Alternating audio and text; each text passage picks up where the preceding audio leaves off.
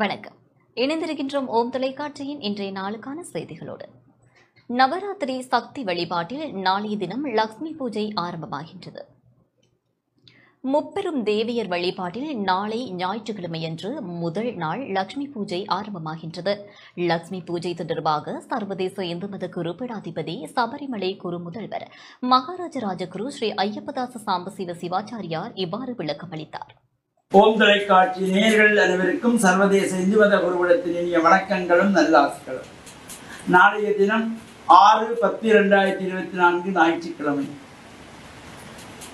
நடைபெறுகின்றதாகிய முப்பெருந்தேவியுடைய விழாவிலே இன்றோடு துர்க்கை அம்பாளுடைய வழிபாடுகள் நிறைவு பெறுகிறது. நாளைய தினம் லக்ஷ்மி பூஜை ஆரம்பம்.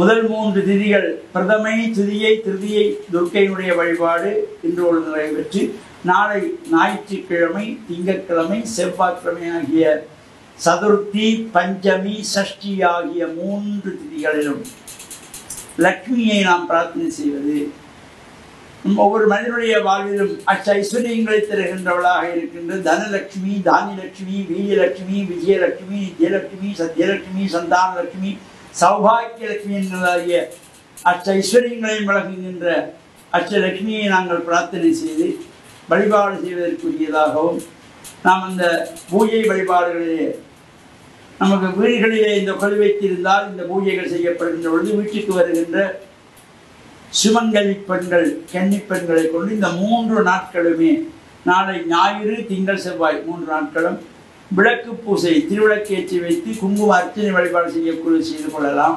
அல்லது ஆலயங்களில் எவ்வாறு நடைபெறுகின்ற பொழுது கலந்து கொள்ளலாம். இந்த லட்சுமியினுடைய கடாட்சம் நிறைகின்ற வகையிலும் லட்சுமியினுடைய அஷ்டோத்திரங்கள், லட்சுமியுடைய ஸ்தோத்திரங்கள் நமஸ்தே அஸ்து மகாமாயே ஸ்ரீபீடே சுரபூஜிதே சங்க சக்கர கதா கஸ்தே மகாலட்சுமி நமோஸ்துதே என்கின்ற ஆரம்பிக்கின்ற அந்த அஷ்டகத்தை பாராயணம் செய்தாலும் எல்லா விதமான சிறப்புகள் வைத்து வாழ்வு உயர்வுகள் பெறுகின்ற வகையிலும் நாளைய தினம் இந்த லக்ஷ்மி பூஜை ஆரம்பமாகிறது. லட்சுமி பூஜையிலும் கலந்து இறையருளை பெற்று மண்ணில் நல்ல வண்ணம் வாழ ஓம் தொலைக்காட்சி நேயர்கள் அனைவருக்கும் சர்வதேச இந்து மத குருகுலத்தின் சார்பில் நல்ல ஆசிகளை கூறிக்கொள்வதில் மன மகிழ்வு கொடுக்கிறோம். வணக்கம். இத்துடன் செய்திகள் நிறைவு பெறுகின்றன. தொடர்ந்தும் ஓம் தொலைக்காட்சி நிகழ்ச்சிகளோடு இணைந்திருங்கள். வணக்கம்.